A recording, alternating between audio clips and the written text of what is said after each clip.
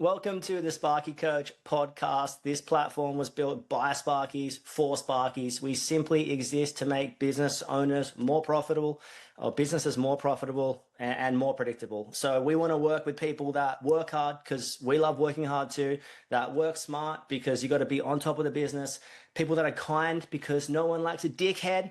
Am I right? People who want results because that's what we're here for, right? And people who want to be part of a like-minded community. So if you're interested in hearing more about the platform, please reach out and enjoy the podcast.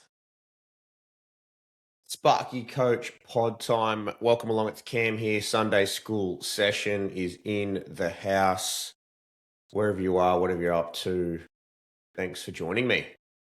Wanted to have a dive into apprenticeship wages today and some clarifications around a few things related to, I guess, their entitlements that the apprentices are allowed to achieve. Now, I know this, not allowed, but are just entitled to, full stop. A lot of confusion around here, a lot of, I guess, misunderstandings and not really knowing what's going on. I'm just going to cover off the basics today and just want to dive into the minimums associated with it and what the standards are as per Fair Work Australia and what they're actually entitled to on a base level to get that understanding. And what that really applies to is just the base level rate of pay, any allowances that they're entitled to, and any of the travel allowances that they're also entitled to, which seems to, I guess, cause a lot of confusion out there or misunderstandings around it all. So really want to deep dive into that right now. So what I'm going to do is I'm going to just share a screen with you to begin with. And it's basically just to do with the numbers. Now, a lot of people would have already seen this in different formats, but I just want to give you a really clean breakdown here and understanding of where it all lies. So, have they completed year 12? Have they not completed year 12? Or are they a mature age apprentice? So there's only three ways that it works. So obviously didn't finish, have finished, or they're a mature age apprentice. Now, a mature age apprentice is 21 years of age at the commencement of their apprenticeship, so more than 21 years of age. The numbers associated with it, I'm not going to really dive into too much. It's more around where it all sits and where the, I guess, definitions lie. So, first that we have here is the base weekly rate. So the base weekly rate is the nominal value that they get paid per week. Now, this is a percentage based off the award wages, and the percentage differ for the different levels of first, second, third, fourth year, and depending on when they commenced their apprenticeship. So there's the base weekly rate to begin with. Then what we have is we have an electrician's license allowance, a tool allowance, and an industry allowance. So these are three allowances that are made up of percentages for the electricians and the industry allowance of what's deemed in the Fair Work Act as the full allowance, and these are just percentages again.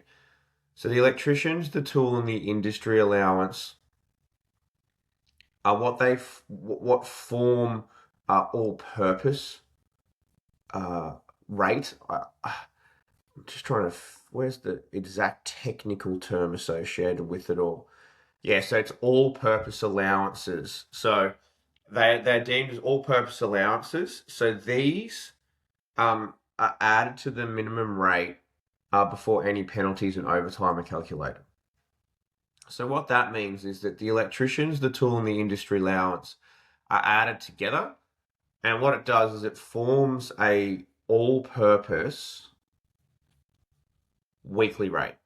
So that all-purpose weekly rate is then divided into an all-purpose hourly rate. And I think the really key thing to understand here and really know is that the electrician's license allowance, tool allowance, and industry allowance are part of your all-purpose. So these get added in to the all-purpose rate, and essentially what it means is that they're also that they are to be included in any overtime or penalties. So they're not just like a once-off payment; they're included in the penalties.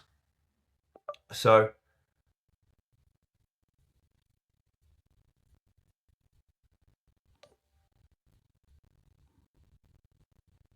the all-purpose hourly rate is then figured out on the all-purpose weekly rate divided by 38 hours. Simple as that. So your all-purpose hourly rate divided by 38 hours gets you all-purpose hourly rate. So your all-purpose hourly rate is then what is figured out of what they're paid for each hour that they work. So their all-purpose hourly rate would then be multiplied by 1.5 for any overtime, or double time for any overtime, or any other penalties that may apply. So it's your all-purpose hourly rate. So I really wanted to make sure that everyone understood that your electrician's license allowance, tool allowance, industry allowance, they're all in it together and they're included in your all-purpose weekly rate. And then in turn, you get an all-purpose hourly rate, and that's what you figure out all your rates off in regards to ordinary hours, overtime at 1.5, and overtime at double time. Next thing that I want to move on to is your travel time allowance. So the travel time per day, which is a percentage of the full allowance, which is the full allowance is $8.46. So this is this section here. So this percentage here is based off, again, depending on what year you are in your apprenticeship. And the travel time allowance is paid each day that your employees present themselves for work. The allowance is also paid on rostered days off, and obviously apprentices are paid a percentage of this allowance. Now, clarifying this is that employees do not get paid the travel time allowance if they start and finish work at the employee's office or depot. Now, I'm going to dive into some real examples that are from the Fair Work website to give some real world analogies and sort of, I guess, snapshot examples. So there's the travel time per day allowance. The other allowances that are applicable here is essentially your other travel allowances, which are associated with your vehicles. So there's going to be a travel start and or finish on site using your own vehicle, or there's travel with an employer supplied vehicle. So this is essentially like an and or either or scenario. So the travel start and finish on site allowance is $27.52, and the travel with the employer supplied vehicle is $4.94. So this is essentially an and or allowance. So what I wanted to dive into and have a look at here is essentially where your vehicle and travel allowances fall. And I'm going to have a look at it in a couple of ways. So employees get paid different vehicle and travel allowances when they use their own vehicle to get to a site, travel to work, travel to a job up to 50 kilometers from their employee's workshop, depot, or registered office, travel to a job more than 50 kilometers from their employee's workshop, depot, or registered office. Now, it's important to have a look at both the type of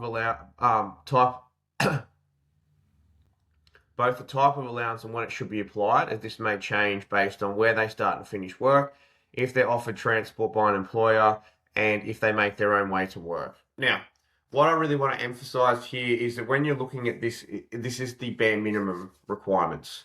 So this is the baseline here. So this is what is a must and what needs to be done. So let's dive in and have a look at a couple of things here. So we just touched on the travel time allowance, which is when they present themselves for work. Then there's the start and or finish on job. So employees that travel to and or from a job site get different allowances based on the distance traveled and whether transport is provided. And then there's obviously the use of your own vehicle as well. So there's a few bits and pieces that we want to have a look at. When the vehicle and travel allowances are paid. So I'm going to switch my screen here now to have a look in this scenario. The vehicle and travel allowances, we're moving down to this section here. So when the vehicle and travel allowances are paid. So we had a look at the start and finish at a workshop or depot. So employees who start and finish work at their employer's workshop or depot don't get paid a vehicle allowance, a travel time allowance, or a start and or finish allowance. Starting and or finishing work at a job site.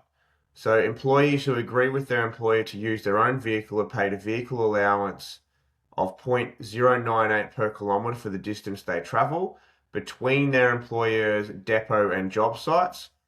Between job sites, to or from distant work, when they call back to the job to work overtime, more than the distance they usually travel from their home to their employee's workshop or depot when they start or finish at a job away from a workshop or depot. Employees don't get paid this allowance for travel between their home and the employee's workshop or depot.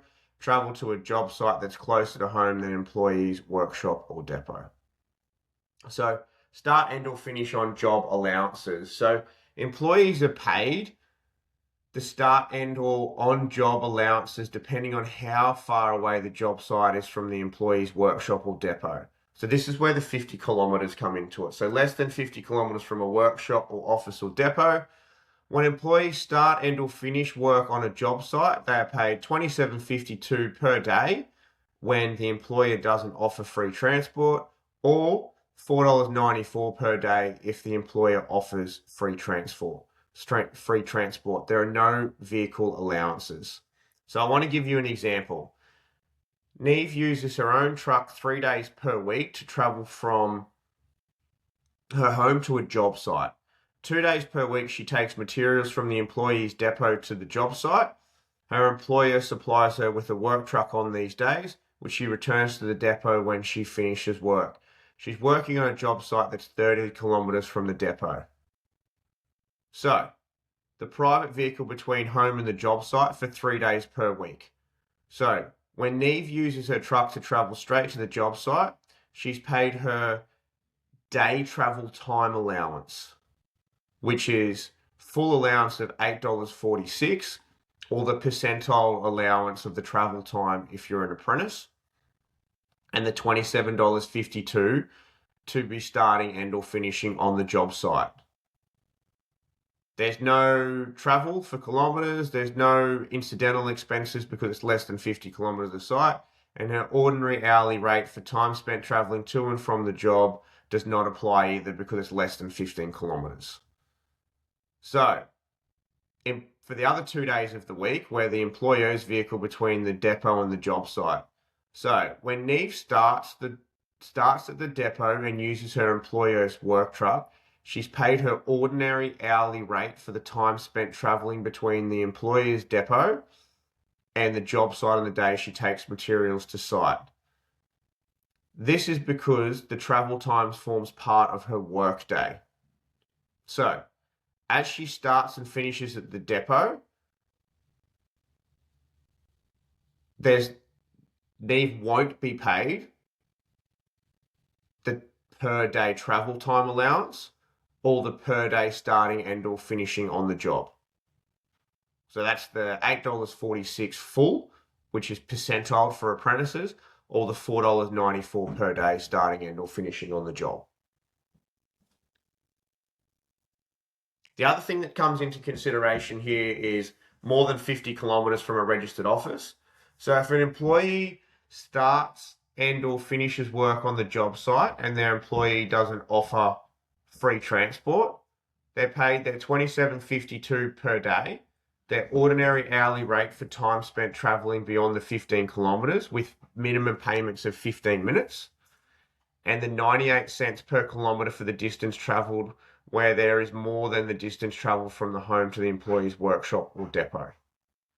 Employees will also be reimbursed for incidental expenses incurred while travelling. Incidental expenses could include tolls or parking charges. If they're being paid the per kilometre vehicle travel allowance, employees won't be reimbursed for their private vehicle expenses, which may include fuel, insurances, or service costs. When employees start and or finish work on the job site and the employer offers free transport, they're paid their $4.94 per day and their ordinary hourly rate for time spent travelling beyond the 50 kilometres with minimum payment of 15 minutes. So an example here, more than 50 kilometres from the depot. So Ross is an electrician and uses his own truck for work. He starts at the job site at 60 kilometres from the employee's depot. Ross lives 40 kilometres from the depot. The job site is 20 kilometres from his home. Ross will be paid $8.46 travel time allowance for each day that he works at the job site, and his $27.52 per day for starting and or finishing on the job. Reimbursement for incidental expenses such as tolls because the job site is more than 50 kilometres from the depot. His ordinary hourly rate for the time spent travelling beyond the 15 kilometres with a minimum of 15 minutes. Ross won't be paid the vehicle allowance to cover his vehicle expenses because he travels a shorter distance from his home to the job site than he does the depot. So that's just an example there. The vehicle allowance, employees asked to use their own vehicle for work are paid the vehicle allowance of 98 cents per kilometre. An example of this is travelling between work sites. So an example, less than 50 kilometres from the depot. So Caitlin's an electrical fitter. She uses her own truck for work and lives 10 kilometres from the employee's depot. She starts work at a job site that's 5 kilometres from the depot. During the day, she travels to a second job site, which is 20 kilometres from the depot. She finished her day at the second job site. So Caitlin will be paid the following allowances: her day travel time allowance, the starting and or finishing on job allowance, and the 98 cents per kilometre motor vehicle allowance for the number of kilometres travelled between job sites. And then she won't be paid a motor vehicle allowance for additional travel at the end of the day because she's receiving the start and or finishing on the job allowance. So they're just some real examples from Fair Work. Well, not real examples, but just actual examples of where it comes into it all. So what I probably want to, run through here is the key sort of metrics that you're looking at here. And they are quite simple. And I feel that if you create a bit of uniformity within the way that you operate, or as best you can, it can be quite simple. So essentially, are you starting and or finishing on the job? So where do you start and finish each day? Is it on the job or is it at a depot, right? Are you traveling more than or less than 50 kilometers from the office, workshop, depot, employment of location? Insert the location here. So they're the key things to having a look at. And then, are you using a company vehicle or are you using a private vehicle? Now, put simply, I'm going to break it down to a probably common scenarios that we would generally work with. Let's just say that the type of work that you do as a business is majority-based project style work, which means that you are starting and or finishing on a job each day. So it could be that you're doing new housing, it could be that you're doing office fit outs, it could be that you're doing shop fitting, whatever it is, but essentially you're working at a job for a number of days in a row at a time, and then you bounce on to the next job and keep rolling. Now, there's essentially two ways that you're going to be getting there as an apprentice. It's essentially the apprentice is going to be starting and or finishing on site, so they drive their own car to the job, start there, and then drive their own car on the way home, or they're being collected somehow. So they're being picked up by a tradie or being picked up by another staff member that has a company vehicle. Now, they're essentially the two ways that it's going to be happening. So obviously then the different applications apply for the particular apprentice, whether they're starting and or finishing on their own site with their own vehicle, or whether they've been taking there with an employer supplied vehicle. The other option that you have there is, let's just say that you're majority service and maintenance style work, and you're doing a number of jobs in a number of days, and you start and finish at the office each day. So the thing that needs to be taken into consideration is here is they're driving themselves to the office, they're parking up, and then they're jumping in a company car, and then they're starting their day. So essentially, they're the two scenarios that come up with it all. There may be a little bit of an intermix in there, but I feel like if you can create some kind of standard and black and whiteness around, hey, this is where we operate and this is where the expectations lie, is that you will put yourself in a position where it's quite clear. The other thing I probably want to emphasize here is that these are the bare minimums. So this is what you absolutely are required by Fair Work to be paying in regards to the allowances and the travel entitlements, travel and vehicle entitlements. So I feel that it's in your best interest to come up with a way that works and a way that's really, beneficial to everyone involved, to ensure that they understand where their entitlements stand and what they're allowed and how they fill that out. But then also from the standpoint of making things just streamlined and operationally straightforward and operationally efficient as well. So having a look at what works for you. Example being, if someone was to be mainly project based and that there's a lot of, hey, we're starting and finishing on site each day, is that, hey, we just start and finish on site. You get paid your start and finish allowance, and you get paid your travel time allowance. It's as simple as that, right? Now,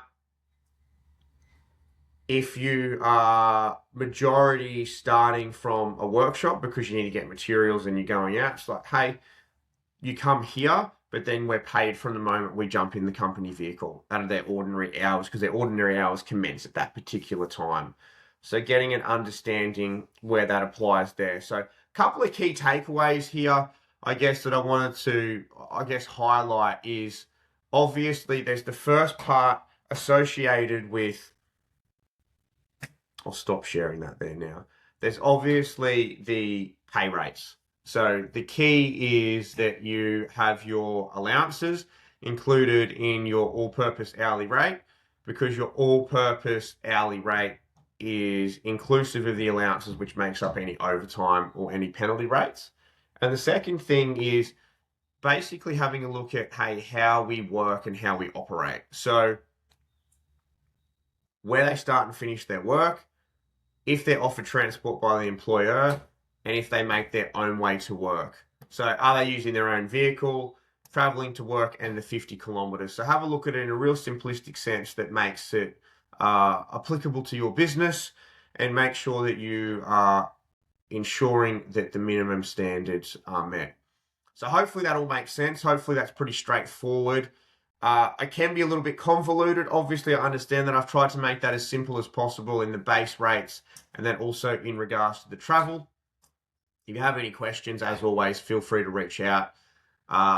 The link, obviously, for Fair Work is up on the page that I've shared with you. It provides really, I feel, quite concise and quite clear examples of ways that it needs to be applied. And I think when you look at it quite simplistically, how can you apply it to your business and what's going to be the most straightforward way for it to happen, it can make sense. So, like I said, if you've got any questions around it, I'm happy to discuss it and see how it works for you. Happy understanding of the wages. And I think probably want to finish off that you need to understand this. You can't bury your head in the sand around it. You need to know where and how it applies and what is going to work best for your business. And then you also need to make it aware that your team members are aware of what they're entitled to and that they're being paid for it all. So if If you have any questions around it, like I've said 3 times already, please feel free to reach out to me. If you want me to share anything, please reach out. This is a bit of a basic understanding of where your apprenticeship wages sit at and what their entitlements are, and hopefully it's been of assistance. Thanks for tuning in as always to another Sunday Skool session. Hopefully it's been helpful. Enjoy whatever you're up to, wherever you are. Have a great week, have a great day, and take care of yourself and be kind. Thank you. That's a wrap on another podcast. Whatever you're doing, don't be too busy to stop and check if you're making money. And above all else, you know the rules, be kind. See you soon.